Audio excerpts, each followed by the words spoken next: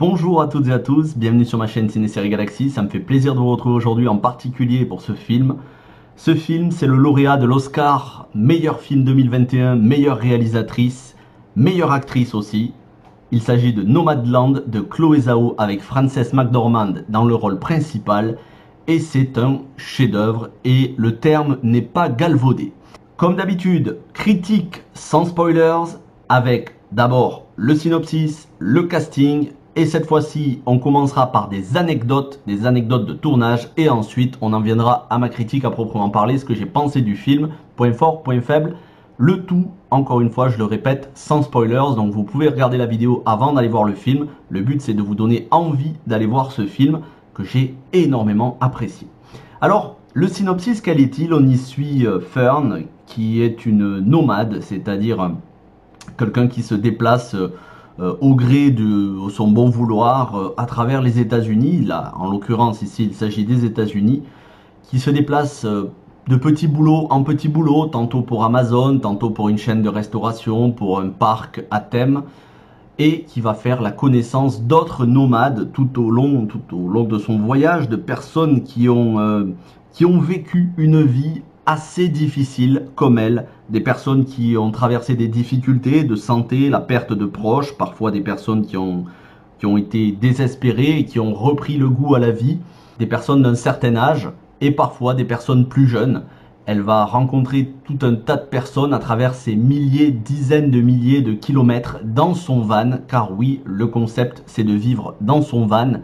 Et donc, elle n'a pas de domicile fixe, sans pour autant être une SDF dans le sens mendiante, car elle s'assume totalement et elle entretient son van comme si c'était une maison.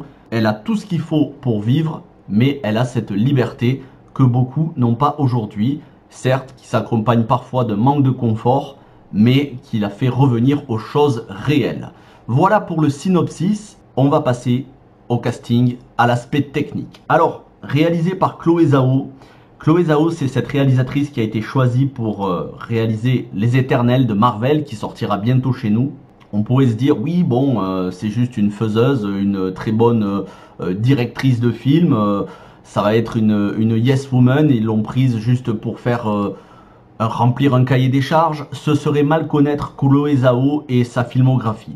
Son premier film, c'était Les chansons que mes frères m'ont apprises. Ça se passait dans une réserve d'Amérindiens, de Native Americans, autrement dit d'Indiens d'Amérique, et c'était une étude sociologique justement sur les Indiens d'Amérique à notre époque. Son deuxième film, The Rider, ça suivait une star de rodéo à cheval grièvement blessée qui perd l'usage de ses jambes et qui doit se réadapter à la vie tout en étant, voilà, encore une fois, une étude de personnage dans l'Amérique profonde. Et ce film-là, Nomadland, c'est aussi une étude de personnage avec beaucoup de profondeur sur l'Amérique profonde. Qu'est-ce que c'est aujourd'hui l'Amérique en 2021 avec ses problèmes financiers, avec ses problèmes de santé et la mentalité de ces gens qui ne veulent pas faire partie du système. Voilà qui est Chloé Zhao. C'est une réalisatrice extrêmement talentueuse et c'est surtout une des rares réalisatrices à avoir remporté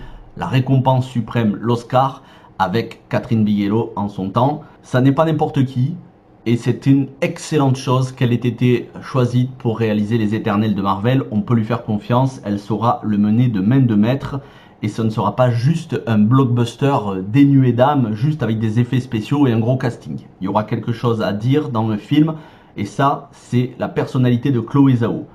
Voilà pour la réalisatrice. Maintenant, parlons de Frances McDormand, une habituée des frères Coen, qui a déjà remporté plusieurs Oscars, il n'y a pas très longtemps pour Three Billboards Outside Ebbing, Missouri, ou Three Billboards, les panneaux de la vengeance, qui avait d'ailleurs permis à Sam Rockwell de remporter l'Oscar du meilleur second rôle, ainsi qu'une nomination pour Woody Harrelson.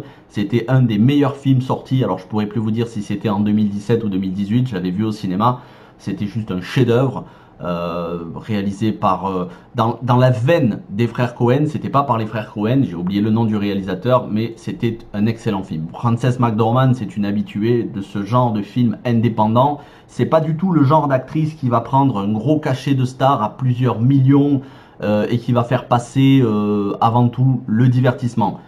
Parfois c'est une bonne chose, c'est pas du tout méprisant pour les autres acteurs, mais elle, ce qui l'intéresse à Frances McDormand, c'est l'étude de personnages authentiques, et justement elle s'est préparée, elle a fait une préparation solide pour le rôle, puisque tout ce que vous voyez à l'écran c'est la réalité.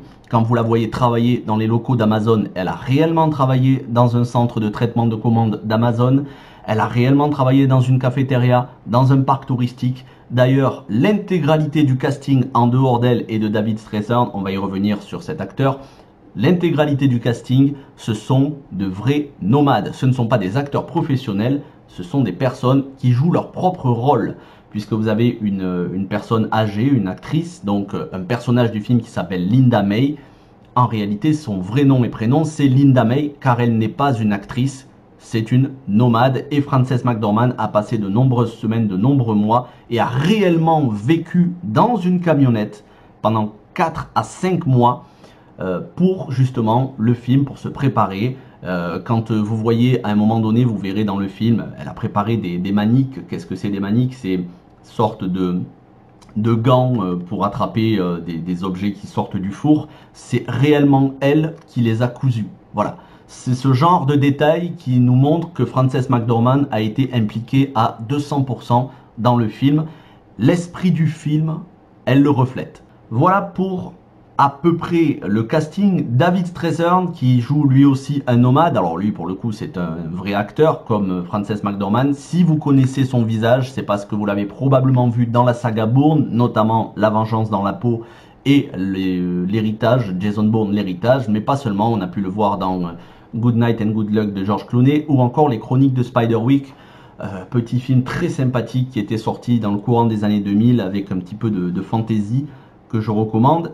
Voilà à peu près pour le film. Reste à parler du compositeur Ludovico Einaudi. Ludovico Einaudi que on a entendu bien évidemment dans Intouchable. C'est ce film qui nous l'a révélé, même s'il était connu avant, qui compose une partition sobre, sublime, totalement adaptée aux scènes, tout en retenue et en même temps qui permet de faire exprimer de l'émotion. Donc casting parfait. Réalisatrice totalement investie, actrice aussi. C'est normal qu'elle ait eu l'Oscar du meilleur rôle féminin. C'était totalement mérité. C'est un film qui mérite son Oscar. Quelques autres anecdotes. Les lieux de tournage. On tourne dans le Dakota du Sud, dans le Nebraska, dans le Nevada, en Californie. Donc vous allez voir beaucoup de paysages de désert américain. Et ce sont de très beaux paysages. Moi personnellement j'aime beaucoup. Et encore une fois, une polémique, malheureusement une polémique en Chine pour Chloé Zhao qui a dit que à Pékin il y avait du mensonge il y avait du mensonge dans les médias au niveau du gouvernement, que le mensonge était partout à Pékin et ça lui a valu donc un bannissement et donc son film est interdit en Chine. Nomadland n'est pas autorisé en Chine, le film est boycotté. C'est triste, mais c'est comme ça, c'est la Chine, une des dernières dictatures de notre époque. Maintenant passons à la critique à proprement parler, ce que j'en ai pensé.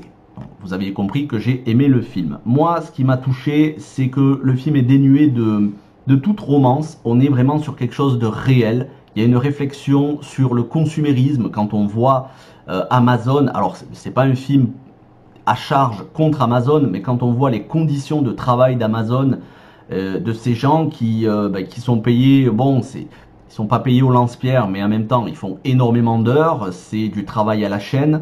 Je vais pas dire que c'est de l'esclavage, mais on voit le côté, les consommateurs, les gens, la majorité des gens consomment et il y a derrière des petites mains qui sont là pour tout préparer et ces gens-là, ils n'ont pas forcément de vie confortable, encore moins luxueuse.